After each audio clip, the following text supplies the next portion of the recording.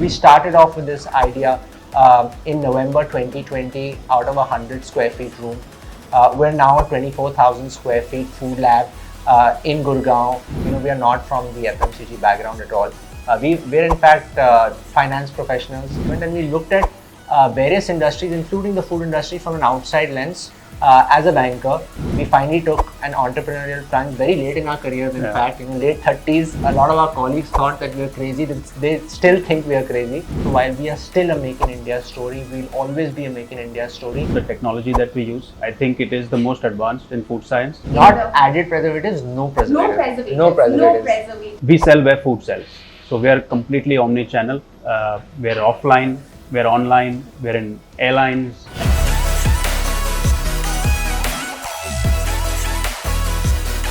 Hello and welcome to Outlook Business. I'm your host Shonakshi Chakravarty, and this is the one-stop shop where we discuss everything business, money and startups. Well, unfortunately, I managed to skip my lunch today and I have been craving for some pasta. But guess what? I have a bowl of pasta just before me.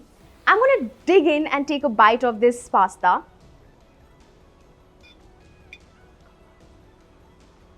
This surprisingly tastes so delicious. But guess what? This has come out of this box and I wonder how. Well, I'm in the national capital and I will be joined by the duo Mr. Varun Kapoor and Mr. Bharat Bhalla of YouFoods, who claim that they are disrupting the instant food segment in the food and snacking industry. Let's find out more. How exactly are they doing this? Hello Bharat, hello Varun. Thanks very much for speaking with Outlook Business. I just happened to try some delicious pasta only to realize that it's out of this box and it's a meal out of a bowl. How did you guys get it right? Thank you for having us, Shonakshi.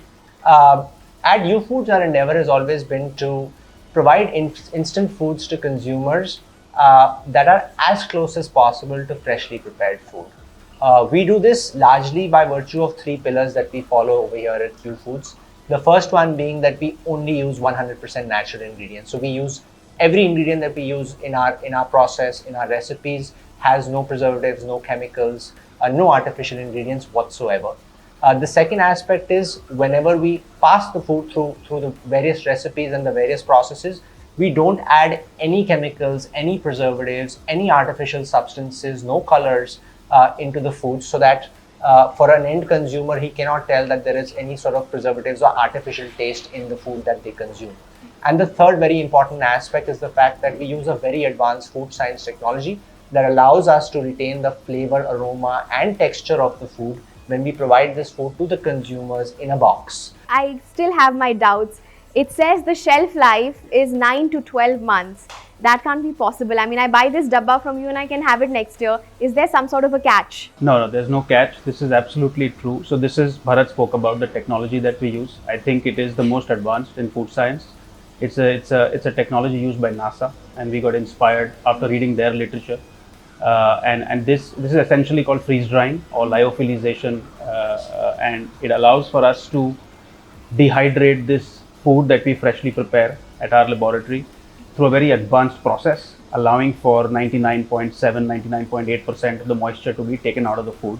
And despite not adding any preservatives, a shelf life is created to the extent of 12 months. So what are the challenges really you face, A, and B, how do you plan on still conquering all of those and still believe in the fact that you can disrupt this space? So for us, one of the biggest challenges has been to take that guilt factor out, because we are trying to tell the consumer that this is as good as freshly prepared food. So you have to have no guilt.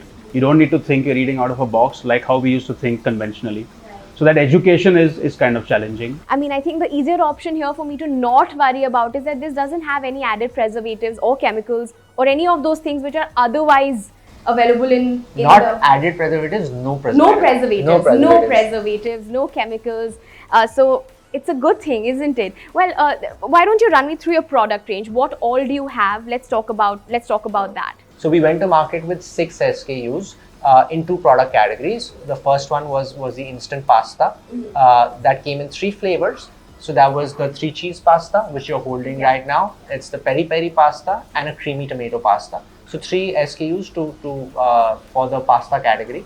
And then you had 3 sort of fresh fruit-based oats, which is banana caramel. We had a berry apple cinnamon and a peanut butter. So we started off with these 6, and then in December of 2021 we launched halwas.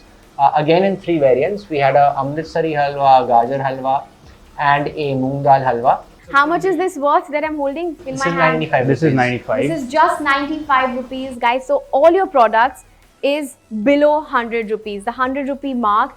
And trust me, if you actually do the math, which I actually did while I was speaking to the founders, it's way cheaper than you ordering online on a daily basis. So one meal that will cost you online will be more than 200 to 300 rupees. This in my hand is less than 100 rupees, and it's a full meal in itself. So that's great. I just wanted to also understand about the investing and the investors. Who are your investors? Let's talk about that. So as Bharat mentioned, in the apart from us and some of the management team which kind of participated with us in seed funding this business. Last year when we raised the seed round, we had the Asian Paints family, which is led by Manish Choksi. So he participated, and we had a set of other investors from private equity background, from technology background, etc. We're now in the middle of doing our Series A. In fact, we've kind of completed it. We're just doing allotments. Apart from the existing investors who came in again, we have one very large, prominent public market investor who's kind of coming in a big way. He's led the round. So that kind of diversifies our investor base further. It's a larger round than what we did last year. So what is U Foods' next ambition in the startup revolution?